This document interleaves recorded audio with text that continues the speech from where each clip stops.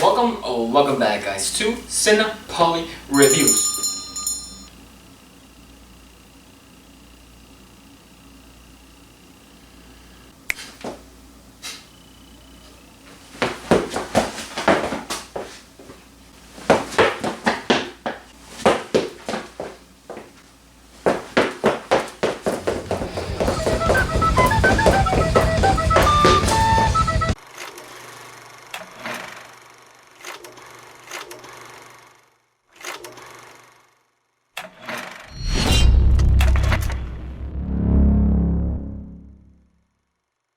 Oh god, oh lord.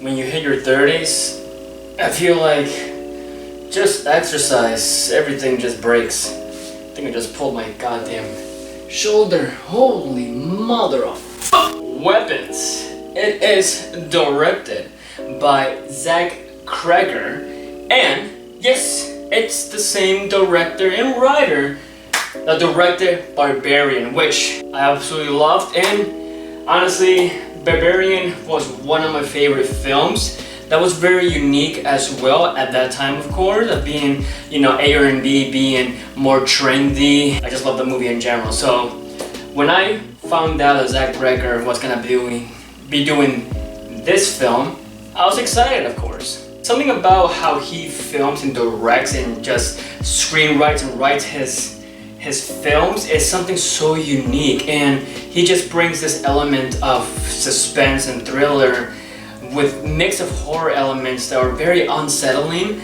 and just very disturbing at times as well, with here a few jump scares every now and then, but he doesn't rely on the jump scares to freak people out. He relies on the unknown, on the creepiness factor, which this movie has a lot of. So, weapons. It is about when all but one child from the same classroom mysteriously vanish on the same night at exactly the same time, a community is left questioning who or what is behind their disappearance. So this story is it revolves around what happened to these kids.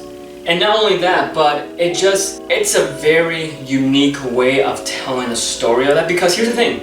When this movie begins, there's a narration from a kid. It's just him telling, okay, so something happened a few months ago, and now we're in the current present right now, and this is where the story begins, which I actually love, because when it comes to narration and people just narrating films, especially horror films, it could be left in a way of not too good, not too satisfying, in a way of just feeling very awkward at times. But this one, I actually love the narration for this. Before I talk about the actors in this, I want to talk about more about the cinematography, the direction that Cregger put this film in. It's the same formula that he did when it comes to Barbarian, which obviously when people saw Barbarian, it had a, back to the past of this serial killer, and then also back to the present of what's going on. For some people, obviously, it could kind of be a turn off. It could be very like, why do I have to go back? I don't really care. But both past and present for that movie was absolutely amazing. It kept us interested of, okay, I enjoy what happened in the past, and now that I know what's going on in the present, in the past as well, I can try to kind of see where this movie is heading. And this movie does the same thing, but it does it in another fresh, unique way, which of course Cregger is amazing at that. We follow all these perspectives of all these people that are in a way involved in the story. For some people, they're not going to like it because they're going to think some stories are a little more slower than other perspectives of it. And I get it. For me, I absolutely loved every perspective of, yes, obviously there were some perspectives where I thought could be leading more and could have given more time to just kind of make the movie more and more. But obviously, it's a 2-hour film, and being more than 2 hours, especially for a horror film, it's not really in the cards per se. So it was better off to just kind of shrink it down a little bit, which I get. I especially enjoy Julia Garner's performance because we just follow her in the beginning of all of this, and she is just having this grief, this survival grief of people are just or pointing fingers at her because they want questions to be answered, and they're all pointing at her because they think it's her fault that all their kids have disappeared except for one. And you just follow her through this shitty day that she's having, honestly. She's drinking. I felt for Julia Garner's character. And obviously I also felt for Josh Brolin because after Julia Garner's perspective, we go to Josh Brolin's perspective, and he really misses his child. He really misses his son.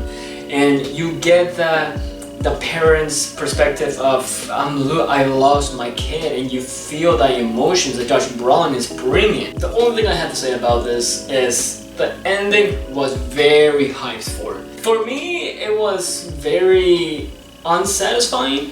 What the hell is going on? Why am I laughing so much? I don't think I'm supposed to be laughing at the ending, but it's funny. That being said though, everything about this movie, the cinematography, the unsettling moments, honestly, there was very disturbing moments where the door opened and it's just complete pitch dark and you don't know what's going on, and it's very unsettling until like something pops up and like it gives you to the fright of being, oh my god, I don't like that. It's very creepy. Alright, with that being said, of course, let's do this. Weapons. Do I recommend it? Yes! Of course I do. Listen, it's another home run for Zach Cregger. He has done it again. I loved what he's doing with all these horror thriller movies. He's just making it his own, and I absolutely love it. I believe, if I'm correct, he is directing a Resident Evil film. I'm not sure which one, but being Resident Evil, it's a really high budget. So like he's getting there, he's getting more high budgets, but I don't want him to lose himself. I don't want him to just go against the pressure of, you know, everybody trying to tell him what to do. I want him to stick to that route of making films creepy as hell and just making it his own and just having this uniqueness and these thrillers and horror movies that he's doing. So hopefully he sticks to that when it comes to the Resident Evil film. Score-wise, I would have to give this a 9.5 out of 10. Now, yes, this is my third 9.5 out of 10 rating, but it was mostly because of the ending. It was very unsatisfying because it was so hyped. So, what did you guys think of Weapons? Did you enjoy it? Did you not enjoy it? Did you think the ending was too hyped? Did you actually like the ending? Put your opinions in the comments down below. Now, obviously, guys, don't forget to like this video. Subscribe to this channel. As always, guys, I've been Paulie. This has been Cinepoly Reviews. That's all, guys.